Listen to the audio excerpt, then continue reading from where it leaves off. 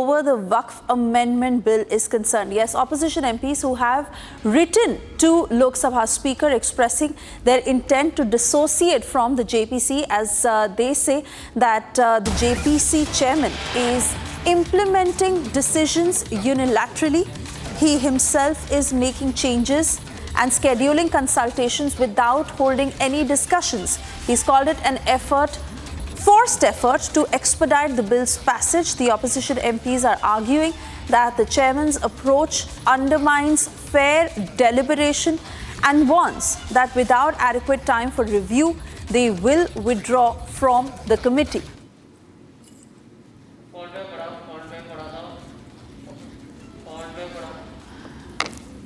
A lot has been happening as far as the Waqf emergency is concerned. This even as the JPC is in the process of discussing all the amendments in order to arrive at a decision to implement the amended bill. We've seen how the Waqf board has reacted in the meantime. In fact, they've claimed ownership over 47 government-controlled properties, and this has been happening pan-India.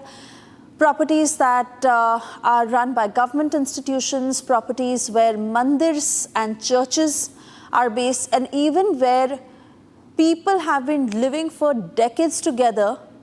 Out of nowhere, the Waqf board that came and claimed control over these land chunks.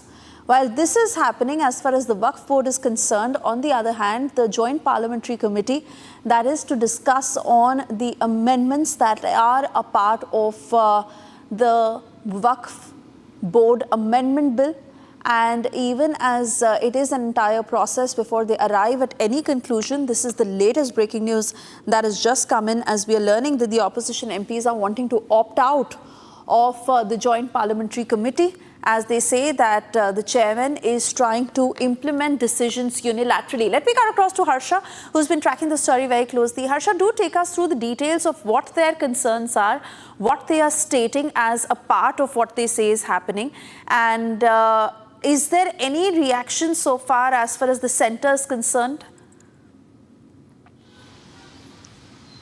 So right now, Suisha, we know that today and tomorrow again there's a JPC meeting going on. Already it's underway. The first meeting where the Assam, Meghalaya and Tripura stakeholders are giving their presentation and stating their point regarding what is happening in their particular states. But right now, what's the major concern is that now all the opposition leaders who are the members of the JPC committee, they have written a letter to Lok Sabha Speaker Om Birla.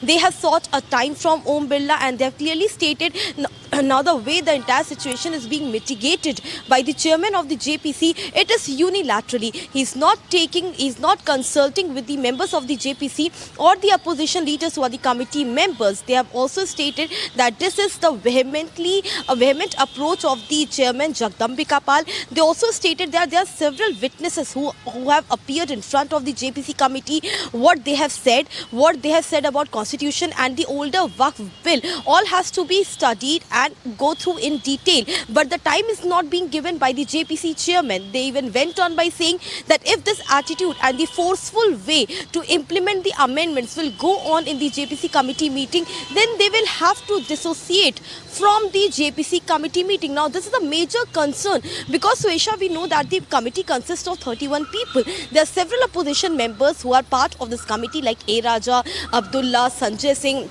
Gaurav Gogoi, Asuddin Owaisi. All these have together written a letter to the Speaker Om Birla because they are clearly stating that whatever the issues are, the government mentioned. Right, Harsha there getting us the details of what exactly is brewing as far as the Joint Parliamentary Committee is concerned and whether they'll really be able to iron out their differences. But important also is to what eventually happens as far as the amended bill is concerned. We continue to get you the latest. For the moment, we move on.